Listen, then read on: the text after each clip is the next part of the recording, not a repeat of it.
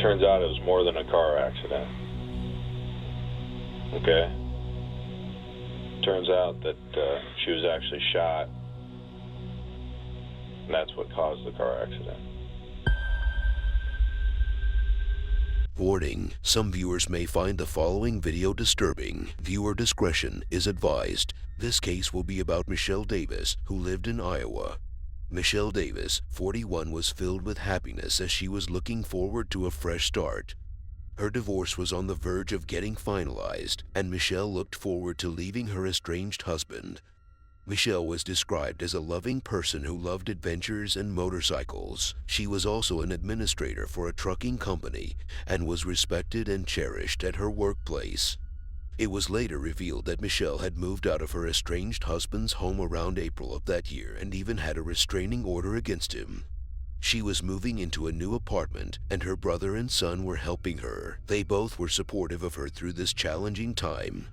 On September 11, 2008, Michele was returning from work around 4:30. Michele was driving through Interstate 235 in downtown Des Moines when it looked like her car suddenly went out of control. Her vehicle, a gold Mercury Sable, crashed into a wall and landed upside down, almost crushing Michele as she sat inside strapped to the driver's seat. 911. Hi, I was thinking about the car accident. Where at? On I-35, 7th Street Bridge. Under the 7th Street Bridge. Okay, is the car on fire there? No, I know something. There's a lot of people. Somebody's arrested us. Okay, we're on our way out there, okay? When the police arrived, Michele was declared dead on the spot, and her body was sent for an autopsy.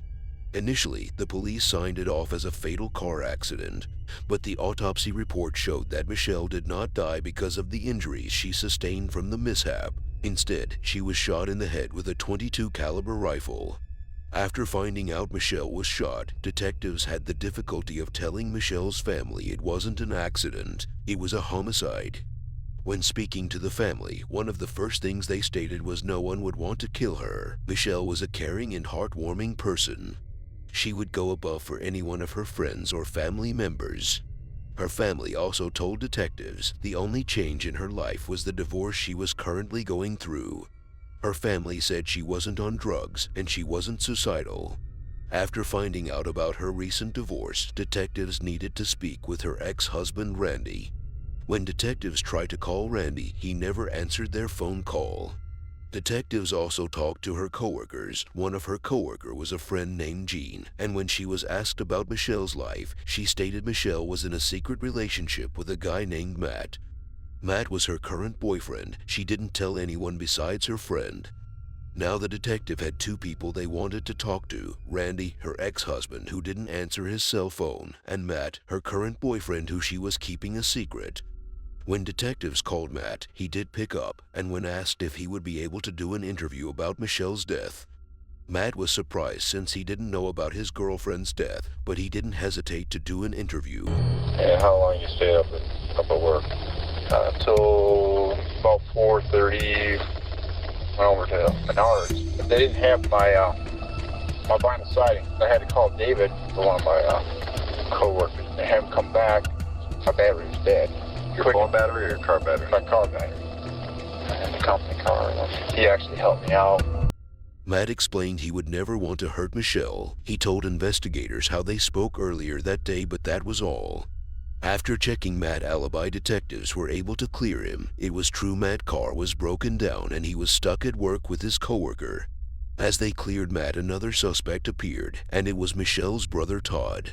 Todd became a suspect to detectives when they received a phone call from her life insurance company stating Todd was claiming Michele's funds. To detectives, that was a red flag, but didn't want to jump the gun. Investigators spoke with Todd and asked him about the life insurance policy. He said that the family was going through a hardship and didn't have the funds for her funeral. Todd stated the only way he would be able to have a proper funeral was with the life insurance money. Got home, I think it was before 3. I know it was before 3. 2:30, you think? Probably somewhere in there. Then at 5 I went and got something for supper. Where'd you go for supper? I went and picked up McDonald's. Detectives did investigate his whereabouts before Michelle's death, and Todd gave them a receipt showing where he was around the time of her death. Todd was at McDonald's around that time. The McDonald's he ate at was on the other side of town, so that cleared him as a suspect. Detectives did apologize and told him they understood why he needed the funds, but before leaving, he told detectives they should investigate Randy and his son Josh. Anything else that you think is important that I didn't ask you? That's Michelle's other son. Josh was a new name to the investigators. Josh was Michelle's stepson, but they stopped talking once she got a divorce from Randy.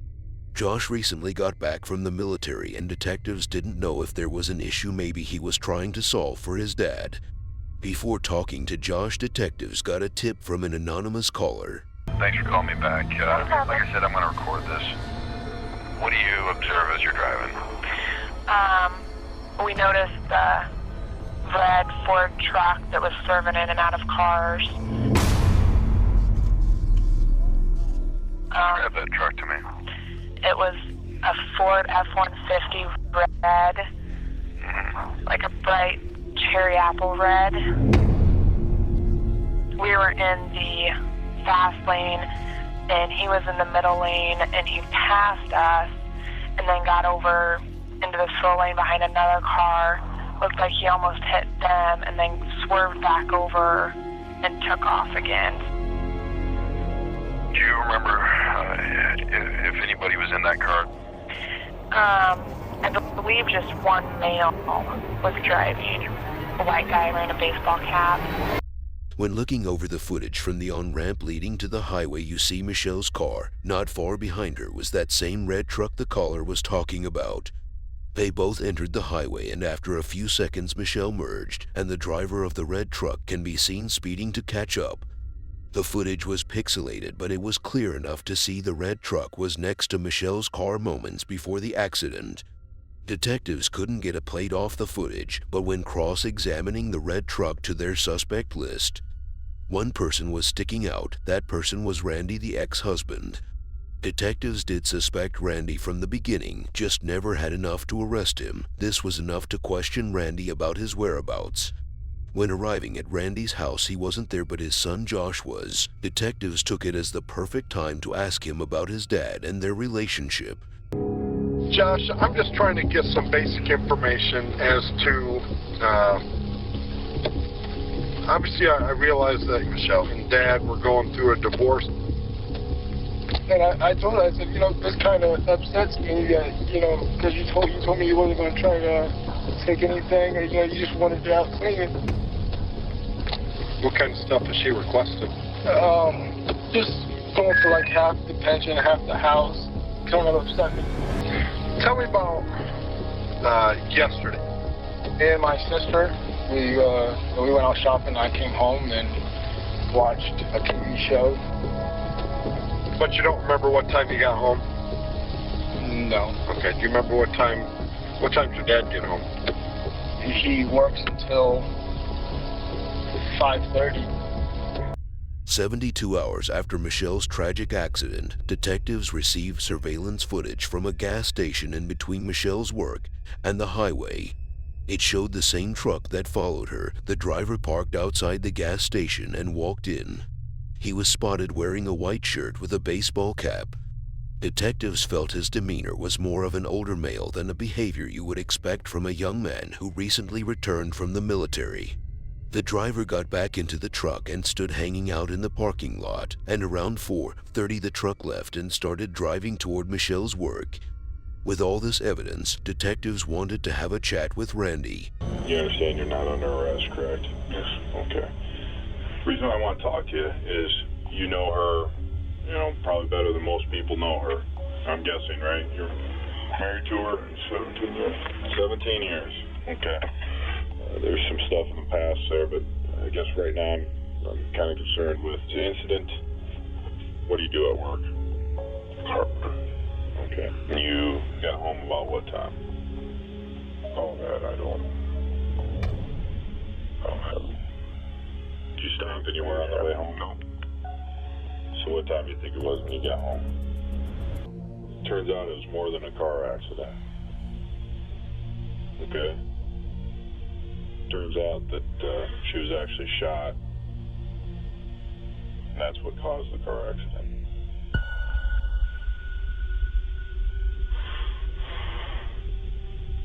Okay.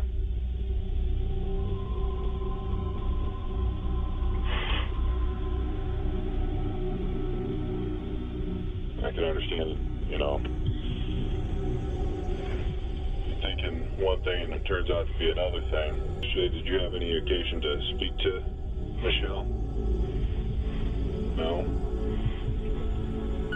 Okay. I better talk to the lawyer.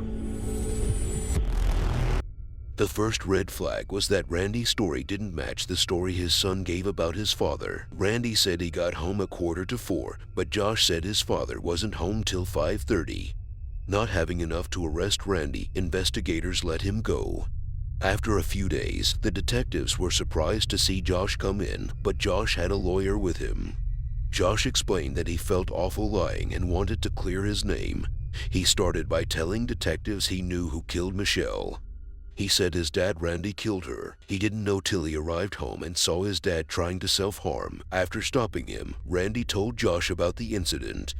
He told Josh how he shot Michele and how depressed he had been since the divorce.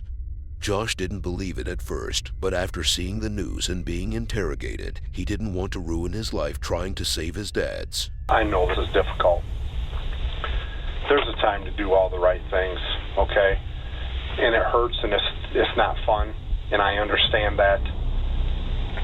But there's somebody dead here that didn't deserve to be dead, okay? This isn't a traffic accident anymore. She got killed.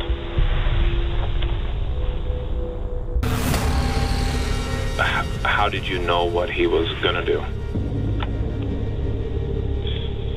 They said they're going through the mediation. He doesn't hunt anymore. And then when he came home, I just went out to the garage.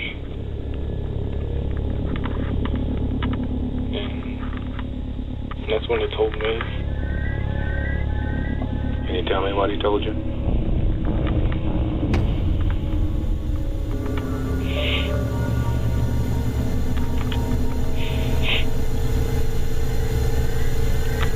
That's when he told me he did it. In April 2010, Randy was finally faced with the evidence and his son's testimony. Conflicted, Randy confessed to his crime. He told detectives how he had been depressed over their divorce and seeing Michele move on and be happy killed him inside, so he wanted to harm her. On September 11th, he woke up that morning knowing it would be Michele's last day. He got ready for his day as he typically would, and before leaving his house, he grabbed his gun out of the closet. Randy left work early that day and went to the gas station, and around 4:30 he left the station. As he was driving, Randy spotted Michele getting onto the highway. When Randy caught up with her, he shot one bullet that hit Michele in the head, causing her to lose control and crash into a pole. The police charged him with first-degree murder. However, before he was on trial, Randy signed a plea deal to second-degree murder in exchange for a lenient sentence. Based on his guilty plea, Randy is doing 50 years in prison. Randy Davis is incarcerated at the Anamosa State Penitentiary in Anamosa, Iowa.